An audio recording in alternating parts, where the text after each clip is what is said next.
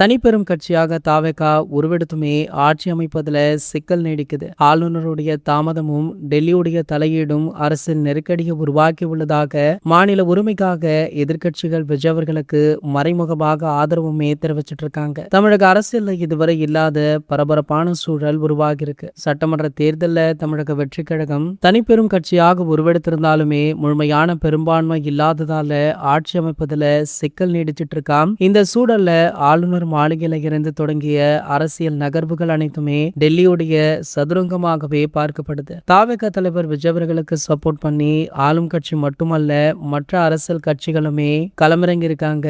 அரசியல் கட்சிகள் மட்டுமல்ல பல நடிகர்களுமே ஆளுநருடைய இந்த செயலை கண்டித்து ட்வீட் போட்டுட்டும் இருக்காங்க. சமீபத்துல கூட நடிகர் விஷால் அவர்கள் தளபதி விஜய் அவர்களுக்கும் தாவேகா கட்சிக்கும் ஆதரவாக பேசியிருப்பது சோசியல் மீடியாக்கள்ல வைரலாச்சு. இதனை அடுத்து பாத்தீங்கன்னா பிரபல கார்பந்தய வீரரும் நடிகருமான நடிகர் அஜித்குமார் அவர்களுமே தளபதி விஜய் அவர்களுக்கு சப்போர்ட்டாக பேசியிருப்பது சோசியல் மீடியாக்கள்ல வைரலுமே ஆகிட்டு இருக்கு. மேலும் பாத்தீங்கன்னா விஜய் அவர்கள் தமிழகத்துல பெரும்பான்மையான வாக்கு வித்தியாசத்துல வெற்றி பெற்றவுடனேயே முதல் ஆளாக போன் போட்டு வாழ்த்திருந்தார் நம்ம ஏகே அவர்கள். இதனடுத்து தற்போது ஆளுநரை கண்டித்துமே ஏகே அவர்கள் பேசியிருப்பது அவருடைய ரசிகர்கள் மத்தியிலுமே நல்ல வரவேற்பு பெற்றிருக்கு. இது போன்ற செய்திகளை பத்தி நீங்க உடனே தெரிஞ்சுக்க நம்மளுடைய சேனலை மறக்காம சப்ஸ்கிரைப் பண்ணிக்கோங்க.